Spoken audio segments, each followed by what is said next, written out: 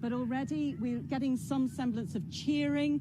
And I can tell you that driving into the centre this morning, there were people lined up either side of the road, binoculars trained on this spot, waiting to see what will happen, whether or not they can actually take off after that nail-biting disappointment on Wednesday, where it was just 17 minutes towards launch, and they had to call it off because of an excess of electricity in the air, i.e. thunderstorms, which have been incredibly dangerous. We've got no weather problems right now, but don't forget, this is an incredibly small window of opportunity. We're talking barely a minute for this rocket to take off. So everything just depends on the next 36 seconds and counting. And what those two astronauts must be thinking, I don't know. We know they've trained for this. They're incredibly calm. They were calm when they had to leave the spaceship just on Wednesday. They were very philosophical about it. But we're now down to 19 seconds, and I think we should just watch and wait what happens, because the countdown is now well underway. Falcon 9, startup. Dragon is in countdown. STS is armed for launch.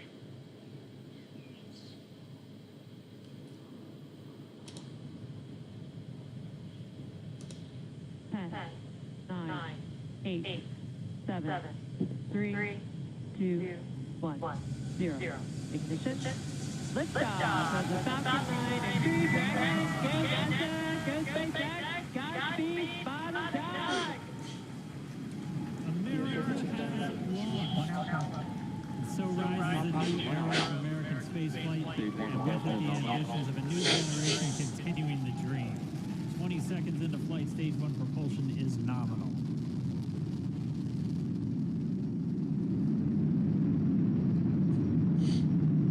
30 seconds into this historic mission. Flying crew on board Dragon and Falcon 9. Look at them go. Falcon power control nominal. And one throttle down. We're throttling down to get ready for the period of maximum dynamic pressure. We're in the throttle bucket. Reports say all systems are go. Super Sonic. We've exceeded Mach 1 on the Falcon 9. And one throttle up. We're throttling back up to full power as we're through max Q. Copy. And we heard that one Bravo call out. That's just the second abort zone that they're in. Continue to be on this until the first stage has done its job. We switch over to the second. At this point, Bob and Doug pulling about 2.3 Gs, 2.3 times the Earth's gravity, already moving at over 1,500 miles per hour.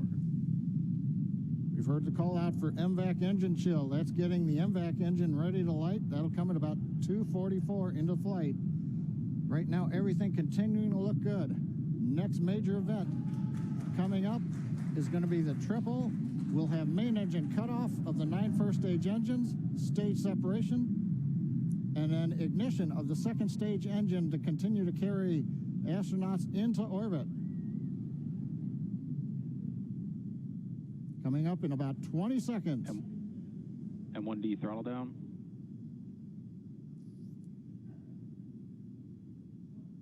We heard we're throttling down the Merlin engines on the first stage.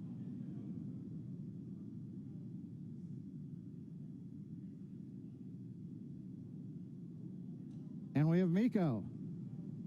MECO. 2 Alpha. Falcon stage separation confirmed. Copy 2 Alpha.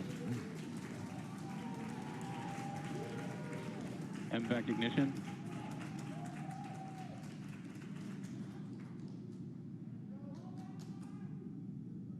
All right, we have stage separation confirmed. The first stage beginning its flight back. The second stage being powered by that single Merlin 1D vacuum engine has ignited and is now carrying Bob and Doug into orbit.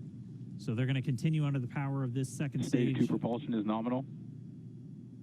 which will cut off at SECO, or second engine cut off, at about 8 minutes and 44 seconds into today's flight. So a little over 5 minutes to go still on this second stage.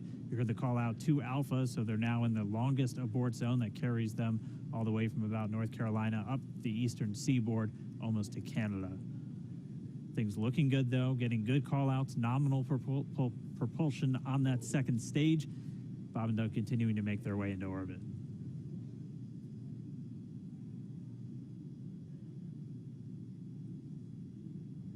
Dragon SpaceX nominal trajectory. Acquisition of signal in Bermuda. SpaceX Dragon nominal trajectory. All right, here in nominal trajectory, so Dragon pointed in the right direction, continuing to make their flight uphill.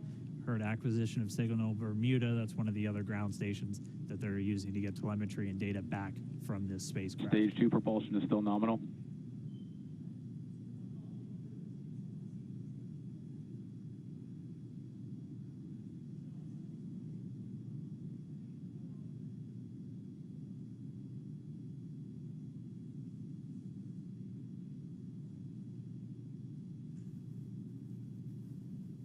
Well, there were grins all round when we watched that launch. Let's speak to Jane O'Brien, who had the view from the ground. Jane, describe what it was like. That was incredible. I have never seen anything like it. I mean, the suspense, the build-up, and then to actually see, hear, and feel it take off. My whole body was vibrating with the sound. Absolutely incredible. You could actually feel it through your entire skeleton. It was extraordinary. And then to see that bright light just suddenly exploding and moving upwards, I really have never seen anything like it. What an incredible privilege. And for those two men on board, what a privilege for them and for SpaceX and for NASA to be able to pull this thing off in spite of all the weather problems that they've had. I think this is just absolutely tremendous. A day in history for America and the world. Laura Forchick and Libby Jackson are still with us. Laura, it has to be said, as much as it's exciting, there's a moment of anxiety too, isn't there, for everyone watching this? Oh, absolutely. I've seen several shuttle launches in person, and even from a distance, you are cheering them on and both praying and hoping the best for them, that nothing goes wrong. And at this point, it just looks amazing. And of course, you never know what could happen in the future during a mission. Something could still go wrong. But from this end, it looks beautiful. It does. And Libby, you never tire, do you, of seeing the Earth from that perspective? Never indeed. I've been looking at the pictures, and it's amazing what modern technology allows us to see with these rocket launches. I've been watching them for many years. We're going to see in a little while the landing of the first stage back in Florida, and you can see the pictures of it Earth coming back towards it. It's all beautiful, but there are still about 4 or 5 minutes till they reach orbit, and as I said, until they get there, until they're safely in orbit and on their way to the International Space Station, I'm still just watching everything very closely. So we sort of keep seeing if it all keeps going okay. I think that President Trump is speaking. We might be able to listen in. We knew that he was heading down to Florida. Let's see if we can hear him. And real talent, real genius. Nobody does it like us. So it's great to have this whole program back, and it's just the beginning. It's just the beginning. We have many more things to come. It's a lot of jobs. It's a lot of technology. You know, we have Space Force now.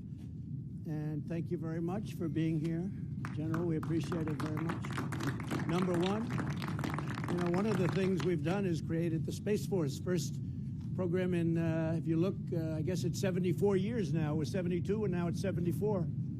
And time flies. But since the Air Force, so we have a major branch of the military, Joint Chiefs of Staff, everything full honors. It's called the Space Force. We did that during the Trump administration.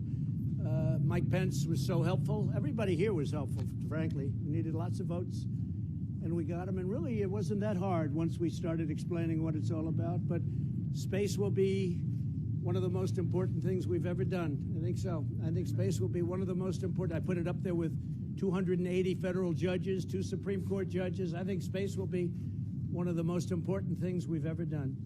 So we'll see how it all works out. Thank you very much, everybody. Thank you. like. I'll see you inside. Yeah, great job. Very proud President Trump there, claiming it for the Americans, of course, but Laura, this is very much a cooperation between a